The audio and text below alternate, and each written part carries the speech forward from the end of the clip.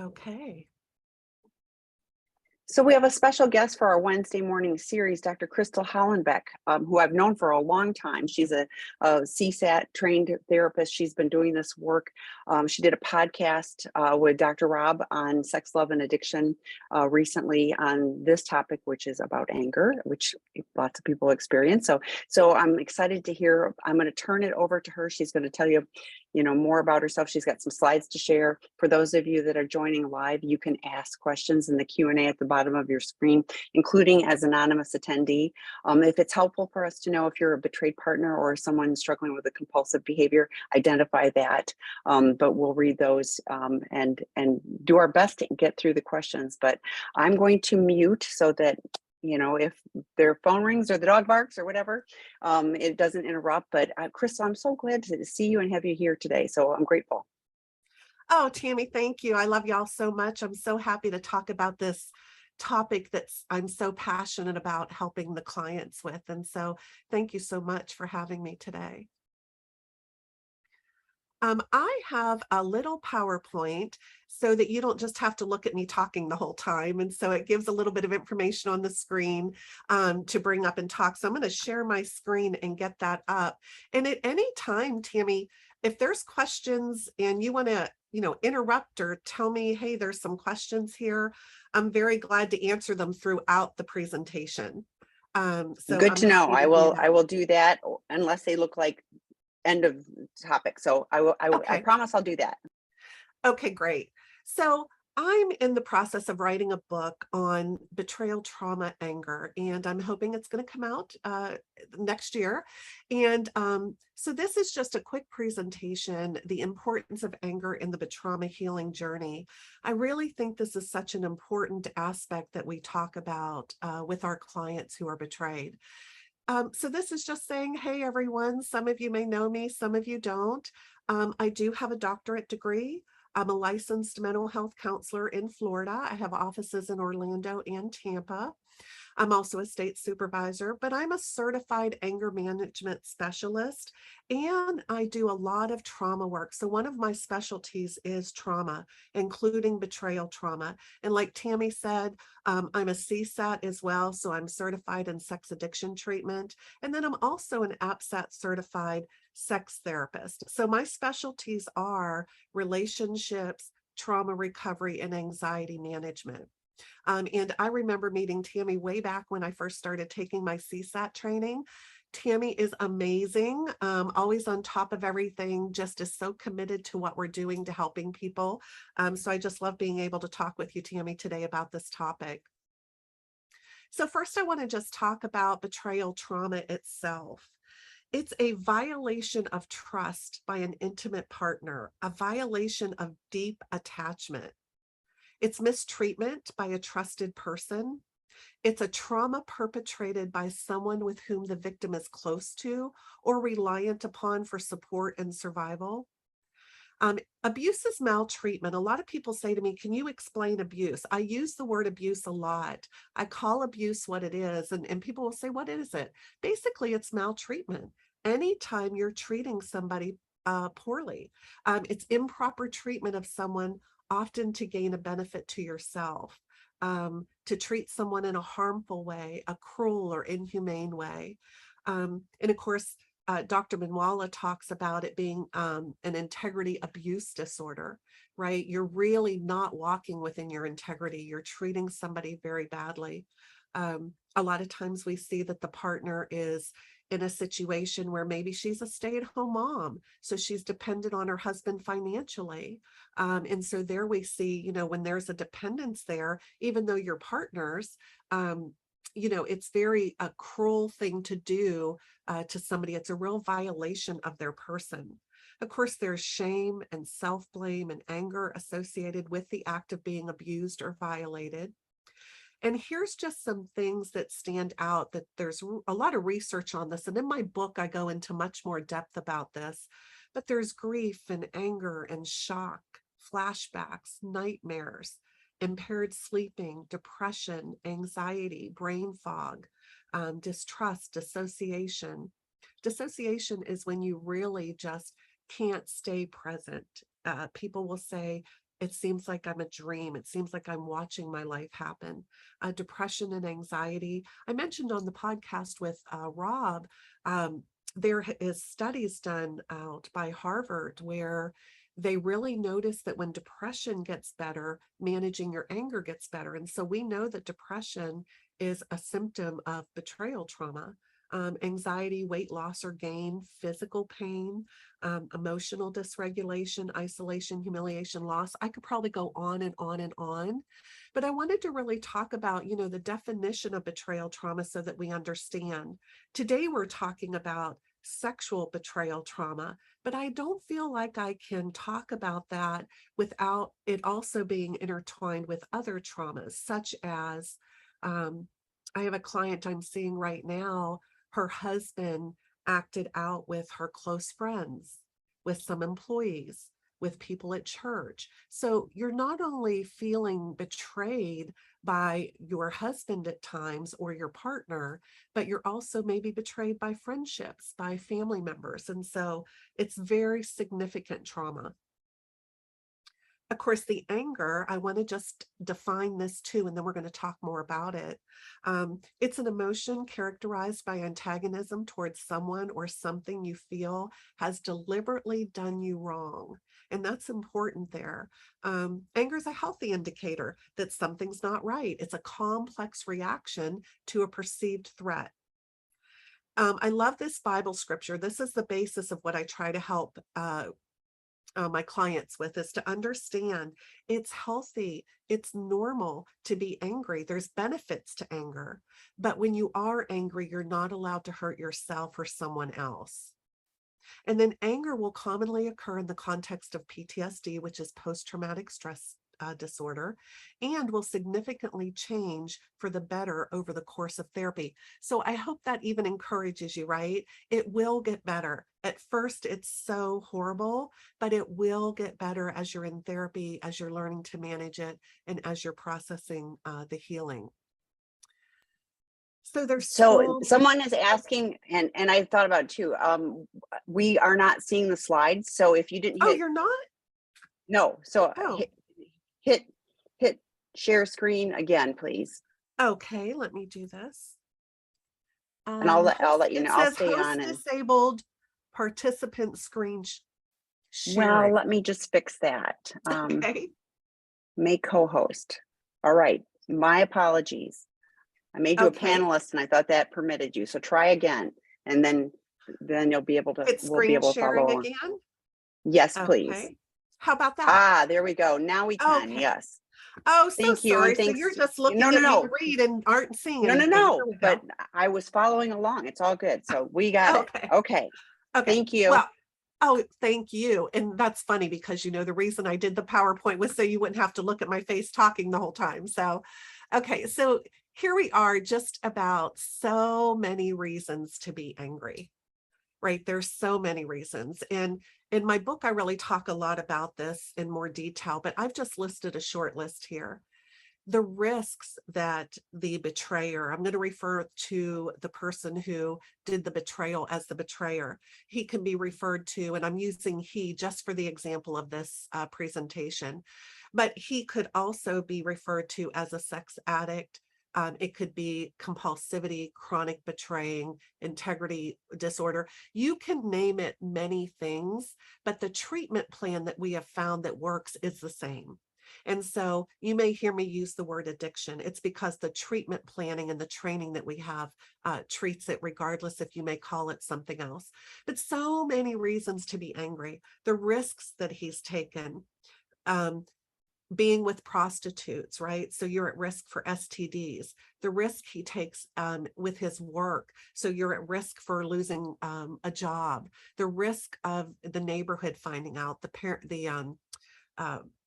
there's friends, your children, school, church, and all of that. So many risks that he takes to get caught, right? The hypocrisy, right? I have so many times that they'll say to me, oh, he would be like, oh, I would never do this or that, or look, and then we find out that he's doing something, right? Just the hypocrisy. He shows up to be this family man dedicated to his wife, and then we find out the hypocrisy of living that double life. So we could go through these. And if you have questions about these, or maybe you're resonating with, yes, abuse and neglect, his avoidance, right? A lot of times he'll purposely withhold sexual activity from you. And then you find out that he's having sexual activity with somebody else. That's such a betrayal. His state of being. And what I mean by this is, if they're happy, you're angry. If they're angry, you're angry, right? It doesn't matter what their mood is. Once you know the devastation of what they've done to you, I mean, you can be angry about no matter what, a look on their face, right? The consequences. So I just did 2 impact statements this week, and the consequences that women have, it's not fair. It's not right. Right now, they have to spend their time that they don't have going to therapy, healing. They lose focus. They have financial consequences. They've got humiliation. They've got now they may have to face divorce and see their children 50% of the time. The consequences from acting out. Sometimes there are legal issues where there's an arrest. So there's so many consequences to acting out. It's just not fair, again, and it's not right. Family and friends, the fear of them knowing, or even sometimes it's such a betrayal. Maybe they knew what he was doing and they never told you. They kept that secret. Of course, the wedding vows are broken. I have one person that came in and she just shredded all of her wedding pictures off the wall, cut them up, shredded her wedding album, because the thought of her saving herself for him for marriage, it was such a sacred thing, and him breaking those wedding vows. Of course, the love bombing. A lot of women say to me, oh, he portrayed himself like I was the only thing in the world to him. And then I find out I'm one of many, right? And of course, the self-blame. Just why didn't I know? I feel stupid, right? I've had women and I always say, listen, you're not stupid, you were deceived, right? You're not dumb, you're not naive, you were deceived. You would never believe or think that he would be doing those things. Also, the self-blame comes in. I see so many women who had such high self-confidence, right? And of course, this would go for men too. They have self-confidence in who they are. And then all of a sudden, their self-confidence is just destroyed by being betrayed. And so many reasons. And I could go on and on. You all are probably sitting there saying, yes, and this, and that, and this. There's so many reasons to be angry, and for different reasons at different times as well. This is such a complex and sensitive issue. Your life's turned upside down, the impact of deception for many years, feeling out of control, feeling like you're losing your mind. Of course, every part of your being is impacted, the injustice of it, a lot of loss, right? I was just listening to something about grief the other day, and I thought, boy, grief is such a huge part of betrayal. You lose so much, the loss of safety and your sense of self and what you thought life was. The impact on your children is probably one of the very worst things, right? I'm seeing a client right now. Unfortunately, they're going to have to tell their daughter some information that they wish they never had to tell her. But she's involved. It's impacting her. She has to know for safety reasons. And then, of course, divorce. I had a client in just this morning, and we were talking about it's not fair that she has to start thinking about divorce. She never wanted to be in that position. It's not fair that she has to be there. She's so angry about it. So one aspect from a therapist perspective that I want everyone to realize is that helping betrayed partners take responsibility for managing their anger is one of the most difficult aspects for therapists in the therapeutic process. So I want to talk about that for a minute.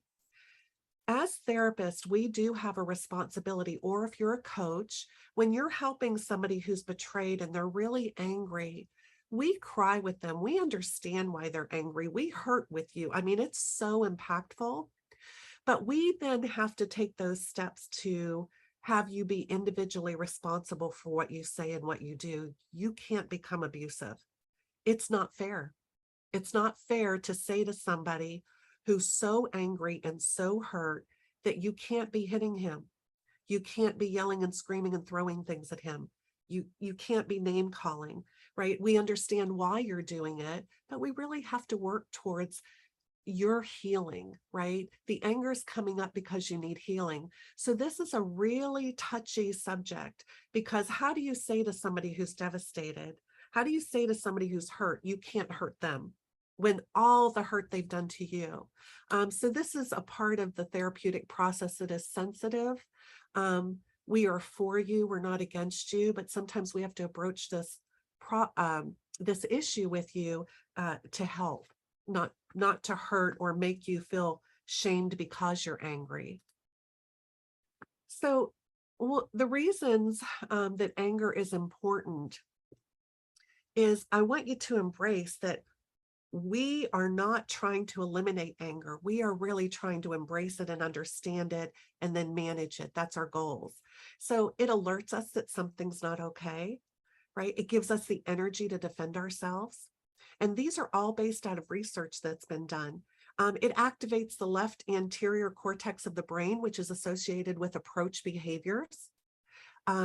It gives us a sense of control and optimism. It helps us take action. Down here, I have where it talks about it motivates us to take action, such as establishing boundaries, right? When something happens that's angry, I always stay with my partners. I said, okay, so we know this has just triggered you. We know anger is coming up. So now let's talk about, first of all, nurturing you. And secondly, what boundaries, what protection do we need to put in place for you, right? So the anger says something's not right. We've got to do something. Also, it expands emotional intelligence. And what I mean by that is some people who will not express anger are usually not processing emotions in a healthy way. And so what we're trying to do is we're trying to get you to acknowledge the anger, feel the anger, but process it in a healthy way. And it actually helps you to be more emotionally intelligent in all other areas with emotion as well. So as part of the betrayal trauma healing process, right, there's multiple aspects to it. And anger is through all of these, right? Safety, right? The first thing we have to do is make sure you're safe, right? Make sure your children are safe. You're so angry about and shocked about what you've just learned, right? But we have to look at safety for you. A support system. You can't do this alone. Rob and Tammy, they have so many free resources. You just can't do this alone. So if resources are an issue, there are ways to get help with that. There are referrals out there. Go to their website. The trauma healing part of it. So one of the things you should expect when you're in therapy is not only do we need to heal the wounds of the trauma from the betrayal, but we also, whoops, sorry about that. It just went back on me. We also have to take a look at healing your entire history of trauma. So some people, this is the only traumatic experience they've had, but oftentimes for clients that I see, they've got a history of complex trauma. So just know that in the healing process, sometimes women come in and they're like, why should I have to be here? I'm not the one with the problem. He is, right? Why do I have to take my time to come to therapy? And I understand that. That's part of the anger. But what you have to understand is you're wounded. And that's what trauma is. You're really wounded. Just as if it was physical abuse, you would be punched in the eye, or, you'd be run over by a bus or something, right? You'd have to go to the doctor and get some healing. And that's what we have to do internally. And then you're going to learn therapeutic skills to manage the anger, right? You've got to learn how to manage intrusive thoughts, those triggers that are so painful. You've got to learn how to do that. So oftentimes we use what's called cognitive behavioral therapy. I always tell clients, you can also, if finances are an issue, you can Google cognitive behavioral therapy. There's a lot of workbooks on it. But that is a good resource to manage anxiety, to manage those triggers. We have to have a plan B. And every client that comes to see me, we immediately work on a plan B, right? So we're going to look at meeting with a divorce attorney. we're going to look at what would it look like if we did have to divorce? What would it look like for a safety plan? If you had to leave the house for any reason, where would you go? Who could be your support, right? Doing a safety plan, making sure you have an extra set of keys to the house and to the car, making sure you have some cash available to you, having an extra cell phone if needed. But having a safety plan, if this doesn't go well, if he doesn't lean in and stay sober and do the work and I have to leave, we have to have that plan B. And then self-care, of course, we talk about self-care all the time, every day, right? And we all have to practice self-care, but especially when you've been traumatized, you have to be gracious to yourself. You have to be kind to yourself. You have to get some exercise, hydrate with water. Those are the things we talk about with self-care. And then, of course, boundaries. Vicki Tidwell Palmer wrote a great book about boundaries. Boundaries.me is a great website to go for boundaries. Of course, all of the podcasts you listen to, I'm sure Rob talks about boundaries. They have things on their website about boundaries. Such an important thing. A boundary protects you. So a boundary says what's okay and not okay for me. It's not negotiable. This is what's okay and not okay for me. And then, of course, post-traumatic growth. I want to encourage you today that even when it's overwhelming and your life is turned upside down, there is healing. You do heal. You will have what we call post-traumatic growth. Those are the beautiful things that happen, the growth that happens because of something horrible happening, right? Because of the trauma. You're wiser. A lot of good comes out of it. Deeper relationships come out of it. I always say God's going to bring some good out of what was meant for evil. We don't always get to see it right away, but you will be healthy again. You will feel normal again. And that is happening with everyone. But the amount of time that takes can be different for everybody. But I do want you to know that through the therapy healing process, absolutely, you'll get back to a place. So many women, and I'm sure, Tammy, you've heard this, they'll say, will I ever feel normal again? They'll say to me, what will my life look like? My life is devastated forever now. What about my children? And I can say that with honesty. You're going to be okay. We've got some dark days to walk through, but we're going to walk through them and everything is going to be okay. So one of the things that I want you to understand about anger is we talk a lot about the emotion of anger, but I want you to understand that it's actually a physiological issue. So it's a brain issue. What's happening when we get angry is our brain starts to overreact. And when our brain is overreacting, our frontal cortex that we can see here, this is where all of our logic and reasoning is happening. It literally shuts down. It is not working when our brain is overreacting. And that could be when we're angry, when we're anxious, when we're frustrated, our brain overreacts. Our amygdala, which is this little pleasure principle here you can see, it goes into overdrive. So the amygdala is kind of where the compulsivity takes place, right? And so what happens is you get upset, your frontal cortex shuts down, your amygdala goes into overdrive, and then you're saying and doing all kinds of stuff. Later, when you calm down, you're like, oh, and we've all done it. We have all done this. Oh my goodness, what did I just say? What did I just do? What was I thinking?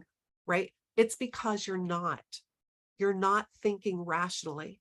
And so keep that in mind. When you get upset, it's not a time to talk.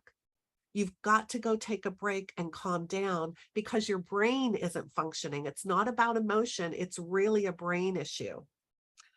And so a lot of people are surprised to find this out, but once you understand that, it helps to know the steps to take. So I have created this skip protocol, and I actually went over it in the podcast with Rob. So I apologize if you listen to that podcast and you're hearing some repeat.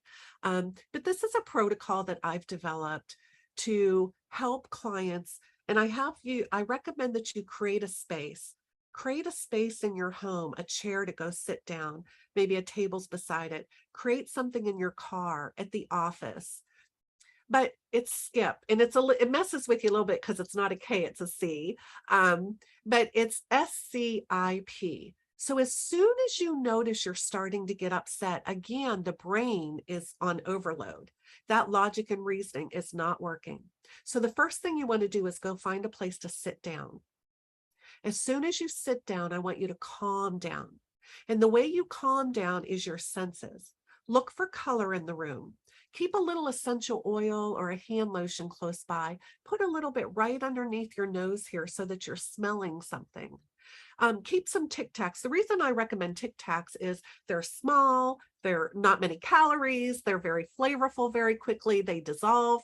Pop a Tic Tac in your mouth for taste. Close your eyes and just listen to the sounds in the room or the silence in the room. Do touch. Touch your clothing, touch the chair you're sitting in. And then just sit there and listen and go through those senses. Sight for color, smell, taste, touch, right? Feel the room. Is it cool? Is it warm? As soon as you do that, that calms down the brain and the nervous system. Now that frontal cortex is functioning again.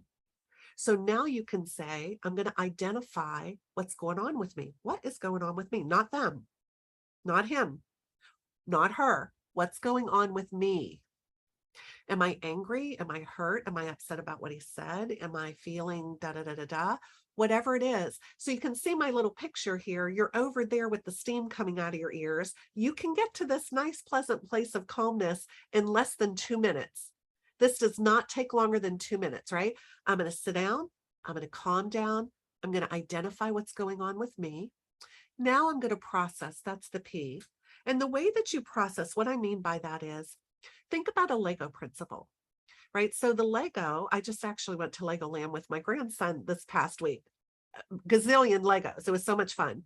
But think about what the Lego represents, right? It represents two things. One, letting go because it's a Lego. And two, it's a building block. So think about processing as a Lego. I'm going to identify real quick what's out of my control that I got to let go of. Here's where we stay upset and really cause ourselves harm. And we've all done it. I'm going to dwell on, think about, talk about something I can't do one thing about, right? So we have to be able to recognize, what about this is out of my control I need to let go of? And from my perspective, letting go means I choose not to think about it, talk about it, give it any more time and attention. I'm done with it. I'm letting it go. So here's what we have to let go. What somebody else says or thinks or does, can't control it. The outcome of everything, can't control the outcome. So once we can identify, okay, he said this to me or he's doing this, I can't control what he says or does. Then I can go over to the building block side of the Lego. So here's the processing. Let me let go of what I can't control and let me look over here and say, what can I do? What's the positive? Maybe I can go establish a boundary. Maybe I can go ask for what my need is, right? Maybe I can share what I need instead of yelling and screaming and throwing dishes at him. Maybe I can say, hey, here's what's happening with me. When you do this, this is how it hurts me. Here's what I'm asking you to do differently. So maybe I can start a conversation with sharing where I'm at instead of attacking. Maybe I can ask a question to gather more information. Maybe I don't really have enough information. Maybe I need to just let the whole thing go and talk to my therapist about it and tell my husband I'm going to talk to him about it later after I talk with my therapist. But whatever it is you need to do, go do it and then get on with your day. This process only takes 2 minutes. But again, I can't reiterate enough. The most important part to remember about it is you have to calm that brain and nervous system down. That's the key. You can't really process emotions or thoughts or have a healthy conversation if that brain is overreacting. Okay, so here's just some references for my PowerPoint. And then, of course, I just did this for questions. And so let me just click out of here.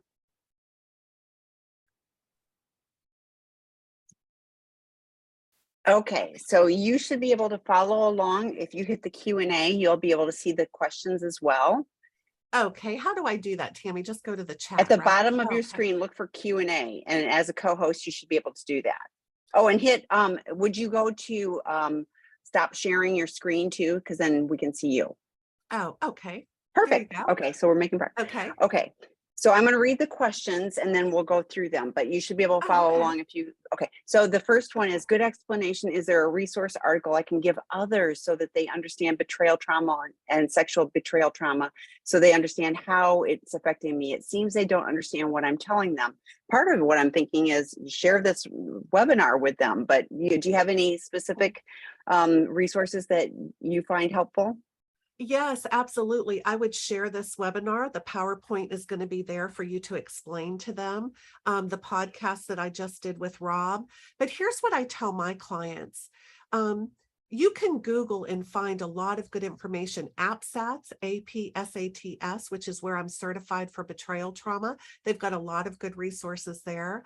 But what I recommend is not so much having to prove to them, but tell them what you're going through. Tell them what it feels like to be you. That's what they need to do. The people that love you, the people that are supporting you, they're not going to understand it all, right? Especially sometimes when we're talking about sex addiction or an issue, right? They might not understand it, but if you tell them, I can't sleep, I can't eat, I'm so scared, right? He has spent $10,000 on a credit card I didn't even know that we had. If you tell them, then they get to know what it's like to be you. Also, Tammy, one thing that I recommend is ask them how they can support you, right? Let them know how they can support you. Hey, could you be available to me on this day in case I need to talk to somebody? I'm doing my impact statement. Ask them, hey, would you be able to watch my children for the afternoon while I go to a yoga class? So, ask for what you need as you recognize what you need, but share your own experience. I think it's important to make sure you're asking people who can be trusted to do that, Yes. so it is careful to pick the right people. We have people that connect and peer support on the sex and relationship healing drop-in groups, or we have a betrayed partner work group that will start again in January, and those partners connect as well to be supportive. They understand, but I think like you talked about, the grief is huge, and the wounding, and I think even if they haven't been through this, they can understand a deep loss or a deeper wounding, and you're right, this is not slap a band-aid on and move on. The grief, I also, when you shared about the self-blame, I hear this all the time. How could I have been so stupid? And I'm like, an addict is a master manipulator. They are primed to be able to continue their maladaptive coping mechanisms, and like they don't know how to do things differently, so their prefrontal cortex is not engaged at all. They're thinking with the limbic, where I need to continue to do this. Kim Buck shared on a webinar at one point that it's like breathing, and addiction is like breathing, and I said that is so helpful, because if we want to continue to breathe, and so we'll defend our ability to continue in our problematic behaviors because we don't know how to do things differently. So, and it's abusive and hurtful and everything else, those behaviors. Yeah, you're so But right. Mhm. I'm sorry. no, I was just gonna say, but that self-hate from a partner, I'm like, you don't understand the mastery of an addict.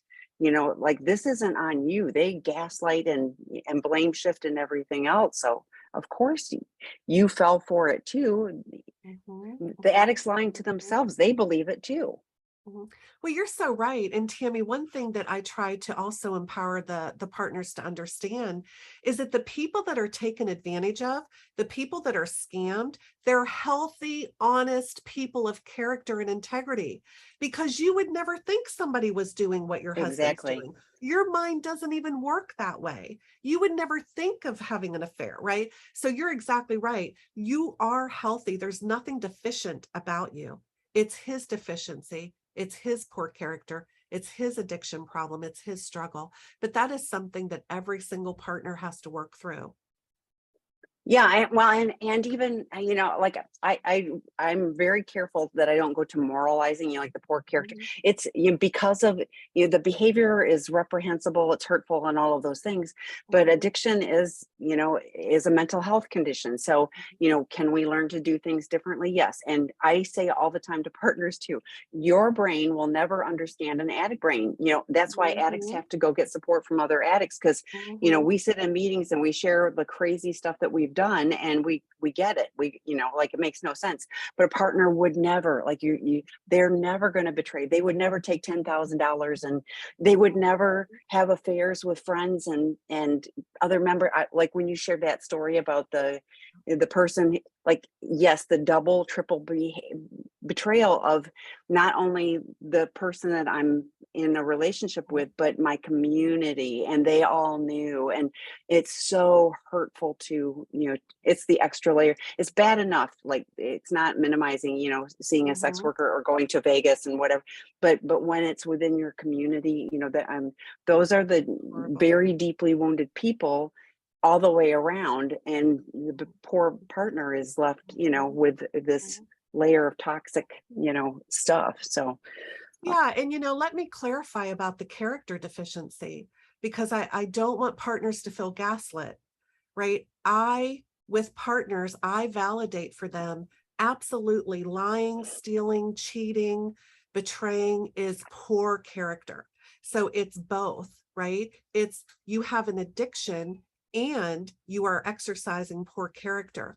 Most of these people that I see are phenomenal people. They would never do these things if they were not caught up in addiction. And that's why psychoeducation is so important on addiction. It's both. They are actually people of character when they're sober minded and they have a right mind. But when they are active in addiction, sometimes partners will feel gaslit or it's minimizing. And we have to validate for them that, yes, what he's doing is horrible and it is not displaying the character of the person that you thought he was. But once he gets sober, he will return or even grow into a phenomenal man of integrity or woman of integrity, whoever we're talking about. So I just wanted to clarify that. I agree with you. yeah. It's addiction, but the character part of it is certainly a part of that when you're active in addiction. Yeah, well, one of the many 12, AA was the Yeah. founding, but we talk about our character defects, so Yes. Mhm. that's what our fourth step inventory is, our character defects, so yes, we have to work on those. It's interesting too that from my personal standpoint, my character defects are also my character strengths. So like you said, with the Mhm. post-traumatic growth, we can move those things into a place where they not lying and cheating, don't get me wrong, those aren't, but the strong character things, that I use so advantageously Mhm. in my addiction, have been turned, in a very different way. So I wanted to share too, Yeah. because I love the whole, I've got notes all over the place, but the boundaries are non-negotiable. I hear too often from partners that they go, well, I have boundaries, but he just runs right through them. And I'm like, they're not boundaries if he's running right through them. Mhm. Like you said, these are non-negotiable. So, and the consequences are not to be punitive, but this is what I need for my safety. If you are not able to honor this, then, but lots of, like you said, Vicky Tidwell Palmer, and we've got tons of information and resources on our sites too. And you talked about wedding vows, and Eddie Caparucci did a great webinar earlier this year on the broken wedding vows. I am sure Mm. partners, want to rip up, everything, but they're also left holding the, like, has my entire relationship, my entire life been, a deceit, and is anything real? And so it's very, very difficult to process through all of that. And then Mhm. one more thing before we go to more questions. Mhm. I love your skip. And I sit down, and I live in Arizona, so I can be barefoot a lot, but that grounding with my feet, if I'm upset, if I can ground my feet and feel under my feet, that helps just from that. And that helps me calm down. And like you said, all of the senses and just paying attention, and identifying. And I really appreciate that you said, what's going on with me? It's not the external. I can only control what's going on with me.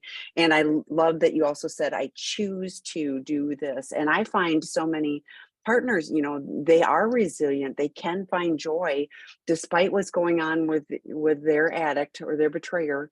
They can find that, but Mhm. it's a lot of pain and hurt and anger, before that. So Yeah, it okay. absolutely is. And Tammy, one of the things too is there's a lot of feelings. So you're so right. They feel like their world is devastated. Nothing ever had meaning. Everything was a lie.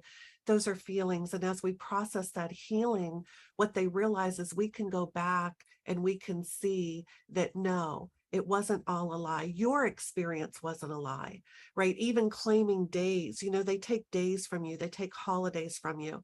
The addiction and betrayal takes so much, but we can have a declaration that this day is going to have multiple meanings, so Yeah. yes, this happened on this day and this happened on this day. So it's a process. You're right. At first they're so overwhelmed, but as we go forward, you're going to realize that healing and more things will come into light as you get healing from the trauma. I'm making a big note. This happened, and like I love Yes. that framework because Mhm. it isn't like Mhm. what I thought was the case isn't the Mhm. case, and now it's all bad. But you're right, that Mhm. paradox of both. Mhm. Um, It's I every client, if you've ever been my client, that I teach you the principle of and. It's this and that, right? And so it's so powerful. And um not only that, for all addicts that I see, when we do a written recovery plan, I call it an intentional living plan. When we do that, I always in the green, I have them put the word and real big, right? Because they have to realize this and that and not get stuck so much in that negative place. And we're not downplaying the negative. The negative's real and it's painful, but there's always an and. There's always an and. Maybe I'm really hurting today, and let me see what I can do for myself to lessen the pain. Right. And so maybe today, 2 years ago, is when I discovered those condoms in his briefcase. And right, today we are going to Disney and we're going to celebrate, this or that. So there's always something you can do to make that day have multiple meanings. Okay, so lots of questions. So, Okay. betrayed spouse, married for 21 years, separated for 6 months, but found out 9 months ago spouse has an affair for 3 years. My spouse has denied and gaslighted me through this year. Spouse is still continuing to see the affair partner and has bought a house and continues to say he doesn't know 100% sure what he wants. I'm emotionally drained, but feel like I'm coming out of that fog where I'm not blaming myself as much. That's great. Spouse is doing therapy, hoping he will get to a place he can discuss it. So I don't see a question with that one, but Okay. any quick comments on that one? I'll just say hugs. Hugs, Yeah. and make sure you're in therapy with somebody who is trained in sex addiction recovery and trained to be partner sensitive. So make sure the therapist he's seeing is the appropriate therapist that specializes in what you're dealing with. But hugs to you. I'm sorry. That's really difficult. Yeah. And I mean, that is, there are clients that an outpatient therapist, if all he's doing is seeing a therapist once a week, this is a 24/7 issue. So I love that you're coming out of this fog. So I honor that. But he doesn't know what he wants. Dr. Rob does this all the time where it's come here, push away, come here, push away. That's Mhm, exactly my mhm. visual for this particular person. So what do you need? What is the healthy boundary you need? It's not about he wants. What do you want? What do you need?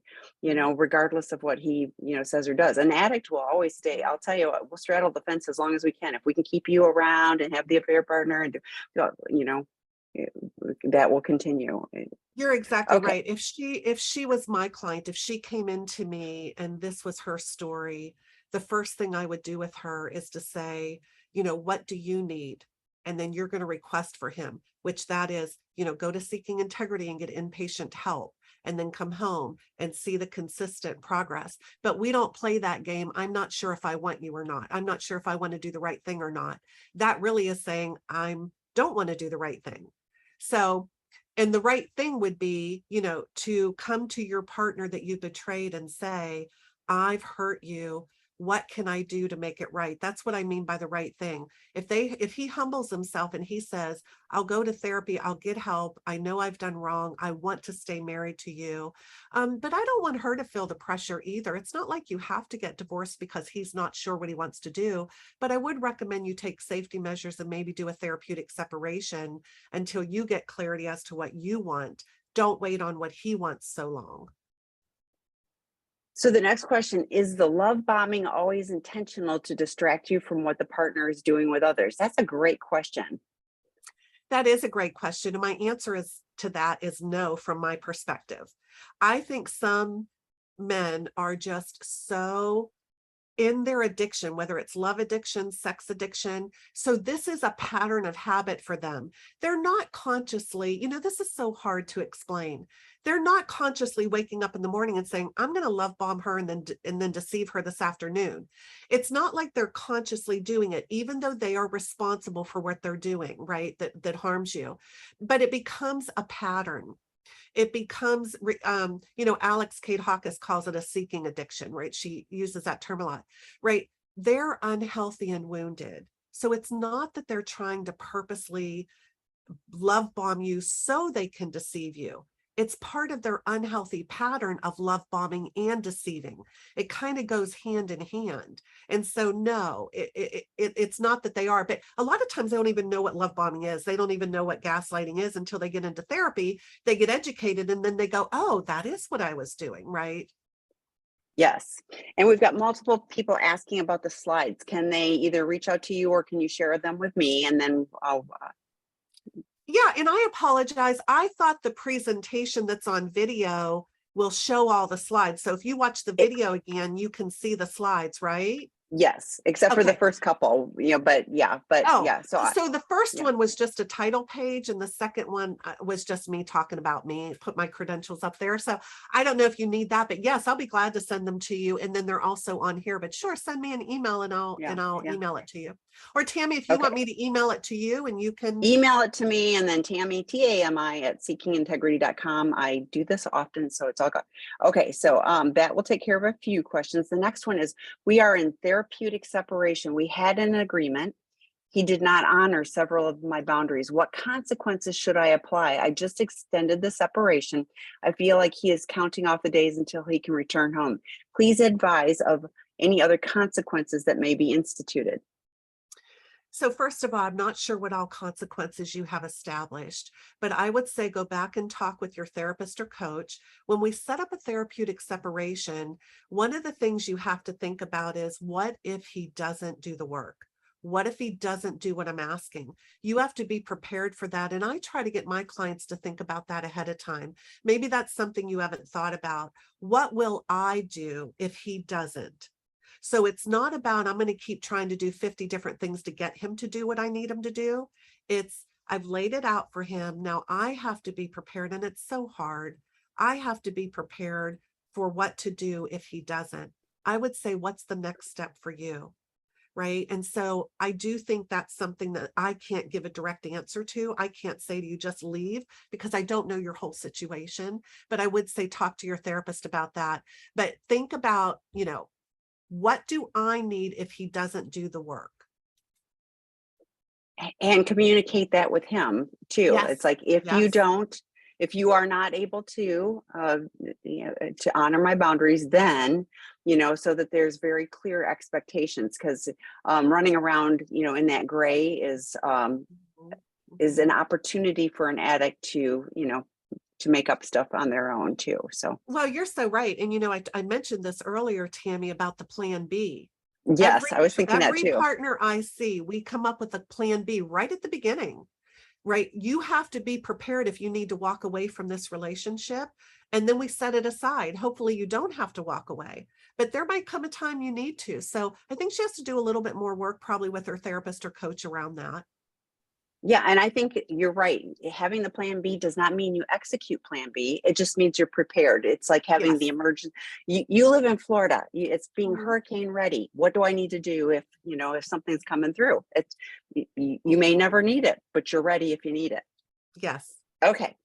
Is it normal or healthy to get angry do a lot of cussing and name calling when I am alone, especially when my health is touched so much, my body and nervous system. It's not like before when and then I am angry, but this person is out of my life, and I wonder if I keep bound to him if I do this in my mind. So this person is separated from from the betrayer, but is still experiencing the anger, which is so true. I mean, it's just Mhm. because someone is removed from your life doesn't mean that, oh, now I'm magically better. So what do you think about, like, if I'm alone and I'm venting, is that helpful, or is there a better way to process? Well, first of all, let me tell you, it's common. I have women that come into me that say, I never even cussed in my life. And now I'm saying all kinds of words and, yelling, screaming, throwing things. So, first of all, I want to say it's very healthy and normal to feel that way. And sometimes venting it out, getting it out, screaming, yelling can feel like a release. But what I would like you to understand is when you start to get angry, I would rather you nurture yourself. I would rather you do that skip protocol, sit down, be prepared, create that place, have stuff in your purse. But I would rather you nurture yourself instead of, the aggression. Right. So there was a time in anger management history where they used to promote like aggression when you're angry, which is really counterproductive, doesn't even make sense. We've moved far beyond that now. We don't believe in being aggressive when you're angry. That doesn't make you less aggressive, right? It doesn't make you less angry. But what it does do is it sends the energy through your body. And so sometimes I know for my male clients, I'll say, go work out, just pushing the weights, go run. I know, Tammy, you were a runner. Taking a run Mhm. gets that energy moving through your body. I would rather you do something to nurture you, but it's okay if you yell and scream and cuss. It's okay. But what that's a sign of is you need some more healing. So please don't think, and I'm not sure if you're still in recovery, but if he's out of your life or you get divorced, that doesn't mean healing from trauma stops. There's usually a Right. process, even after divorce, that you still have a little bit more healing to do. And also, addicts can create chaos. This is one of the things that they do. They create lots of chaos. And oftentimes, I've seen that client too. He's not going to do the work. He's not making progress. He's not going to do it. She gets to the place, I can't live like this anymore. I need to divorce and get away from him. And then she's able to finally start doing the healing. Because we're doing constant crisis management in the therapy process, she never really gets to do her healing. Mm. So, yes, after the relationship is over at times, that doesn't mean your healing ends. And so I would say talk to your therapist about that, but be gracious to yourself. It's okay if you swear and scream and hit the steering wheel. I actually, in one of the things I wrote down with the self care, give yourself grace, because I think partners in particular can be so hard on themselves, Mhm. and just, giving yourself space and grace. So, okay, next question. Betrayed partner. It's sometimes challenging to get my safe space when I'm angry and need to take a break because my husband wants to keep talking and will always block the doors for me to leave. Any suggestions? Wow, that's aggressive. So, Oh, I've heard this multiple times, right? And so um, you tell him, if you're going to block me from leaving, I'm going to call 911. I mean it. That's abuse. When he is keeping you, that's actually on the domestic abuse list, right? When he is keeping you from leaving, when he is, so he can't do that. So what I would recommend is be prepared ahead of time. Where's that chair you're going to? So that you don't have to think when you're angry. As soon as you're overwhelmed, you know you're heading for that chair. So the first thing you're going to do is go sit down in my chair. I'm not doing anything else. I'm heading to that chair. I'm heading to my car. I'm heading to the bathroom. Where's that place you can go ahead of time that we've talked about? And then calm down. And then once you get calm, again, identify and process. But if he's blocking you, if he's keeping you trapped, if he's becoming aggressive, you tell him very clearly one time, I will call 911. I'm not going to be held here. Now, communication, I do want to say this to you though. The first thing I do with couples is teach them communication.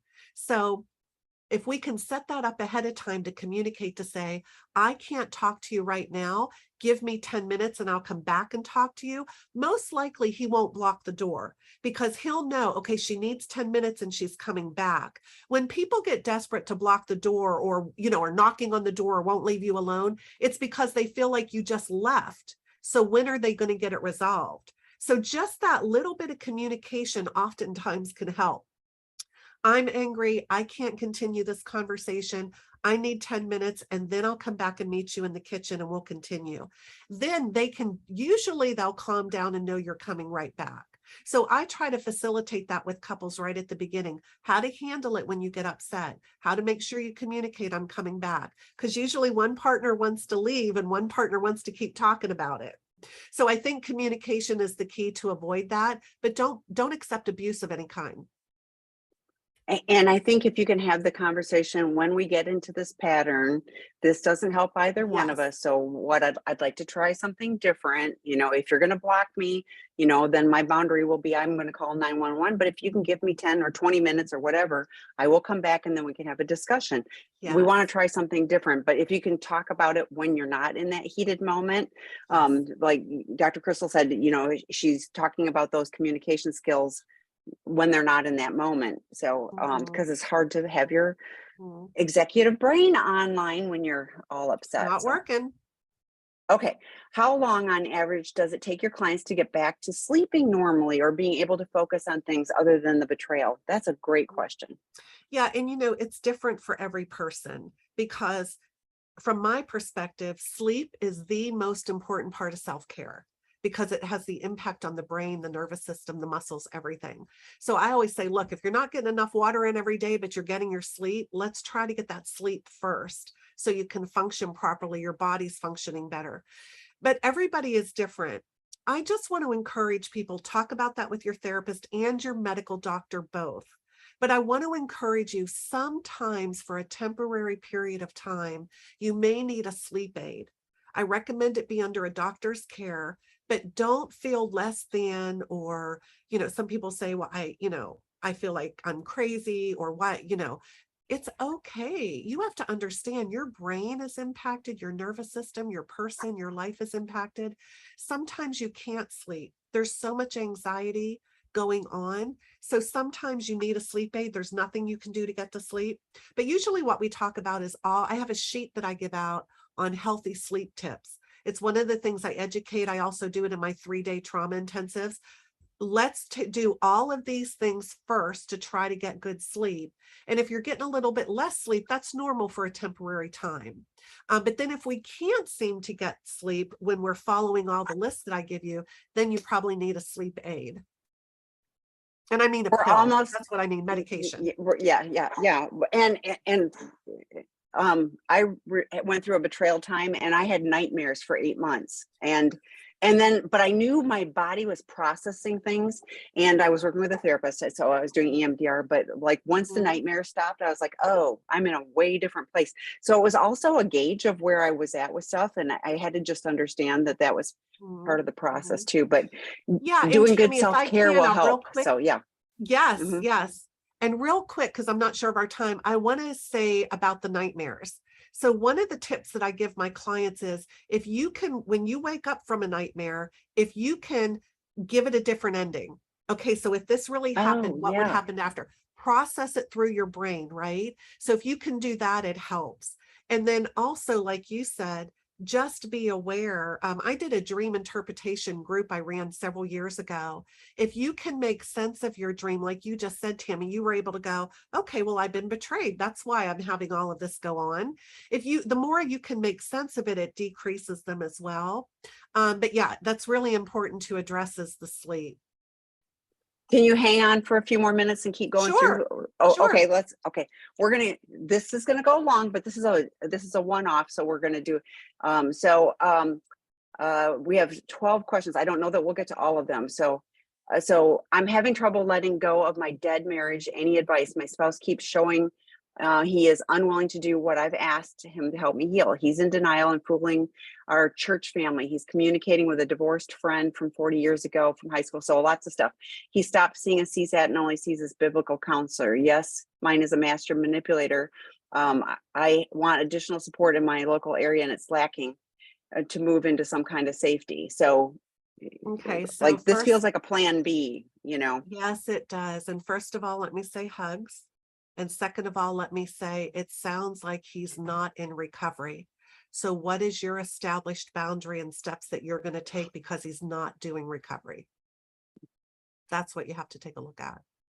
Yeah, can you, like you said, with even the skip, it's like you have no control over him. What do you need to Mhm, do for you? So, mhm. okay, Well, and let me next one. clarify Go real ahead. quick, and maybe this will help several people. So when you come into me, if you say, hey, I'm divorcing, I'm done, I just found this out, that I'm out, then I help you walk through that.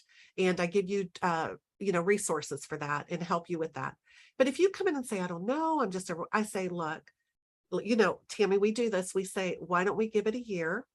So you don't have to make a major life decision while your life's just been turned upside down. Let's do the healing work. Let's give him the opportunity to get help and to earn your trust back. And so let's begin that process. So whenever we do that, what I say to the clients is, because they all say to me, everybody asks me, should I get a divorce? Should I stay? Should I Mhm. go? They're asking you. And what I say is this, the best answer that I can give is, I don't believe that you should divorce somebody because they do wrong or you find out that they have a problem, unless you want to. If you want to, do it. But if you're not sure, what I say is give them the opportunity to make their wrongs right. Get them the opportunity to get the help that they need. Why is this person you love and have these great characteristics doing these things, right? So I say, let's give it a little bit of time. I don't think you should divorce because they do wrong. I think the time to divorce is when they refuse to do right. When you are in a relationship with somebody and they won't do what you're asking them to do to feel safe, when they will not get help, when they will not be consistent, when they continue to betray you. So, from my perspective, the foundation of a healthy relationship is honesty, fidelity, transparency, and accountability. That's what recovery looks like. And if you don't see them working recovery or they continue to betray you, then I say that would be the time that you have to consider divorce, or at least, again, maybe a physical therapeutic separation. But you're not safe if they're not doing the work. Okay, the next question. Thoughts about dealing with anger while still trying to provide a safe place for emotional intimacy to regrow in our marriage, coming from a betrayed partner. Yes. So think about anger as anything else that you're processing. So what I teach clients is, again, it's okay to be angry, but you are individually responsible to go calm yourself down when you're angry, then can come back and talk about what you're angry about. So don't be weary of anger. Anger's, like I said, it's a healthy emotion. It's a good thing, but calm I yourself think, down before you talk. and I think journaling can be so key to Yes. this because you may not know what you're really angry about, but as you're journaling, it like you go, oh, that's what it is. Like right now, I'm just angry, you know. Mhm, But mhm. then it's like, oh, this is what you know. What with the person that was blocking, I was thinking, oh, they have a massive abandonment wound, and they're trying to make sure that you don't leave them. I mean, so who knows what's going on underneath? But I think you can get some insights on that. So, Yes, and please use your phone to journal. This is what I recommend to everybody. You oh, always great have your idea. phone with you. Use your phone to journal on a note app. You can keep it, or once you read it later and decide what you're going to discuss, you can delete it. So keep that as Huh. your ongoing journal with you, no matter where you are. And when you're doing the skip protocol, that's one of the things I recommend. Either have a notebook and a pen or keep it on your phone. Your phone is password protected, so it's safe. Your children aren't going to read it. And then you can always transfer it later if you want to put it into another journal. I love that idea because you're right. If the notebook isn't handy, or people, do peek. Okay. Yes. In our recovery journey, I have found a pattern of avoidance, grab bag behaviors and responses. The pattern is predictable, Darbo, etc. But a common theme in our resources is his shame. This is now a new avoidance tactic from my spouse, almost as a threat. If I don't want to send him to a shame spiral, This has weaponized a healthy recovery tool. I can't help but lose my temper over this and deliberately shame him as a response, not for his addiction, but his lack of maturity and empathy. Can you discuss healthy versus unhealthy shame and walk us through how to respond to this type of avoidance? I can't help but feel as though some shame, healthy shame, is necessary. I would be ashamed. Yeah. Well, But you like, know this yeah, I principle. think it's Mhm. interesting. Yeah. Cause it says, I don't want to send him to a shame spiral. You have no Mhm. power to send him to a shame spiral. He can choose that. That was my You're read. exactly right. I thought the same thing. You are not responsible for him, period. You're not responsible for his well-being, and you don't have the power to make him happy, sad, glad, or mad. So this is a really important aspect.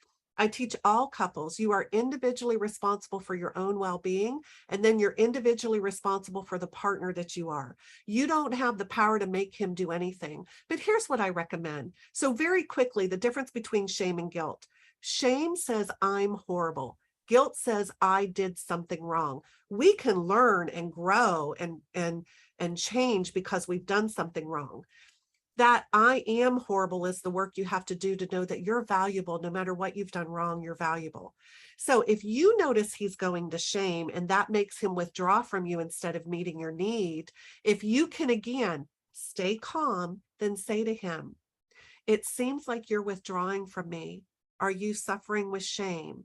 Is there anything that I can do? That type of thing. So maybe ask a question, or a better solution may be when you see him behaving that way, you have your boundary for what you're going to do. So maybe you just say, hey, right now, I'm not going to engage with you, but I'll come back and talk with you this evening. And you let him learn how to call his therapist, call his sponsor, work through whatever he's going through so that you can come back to the conversation. Don't try to fix it.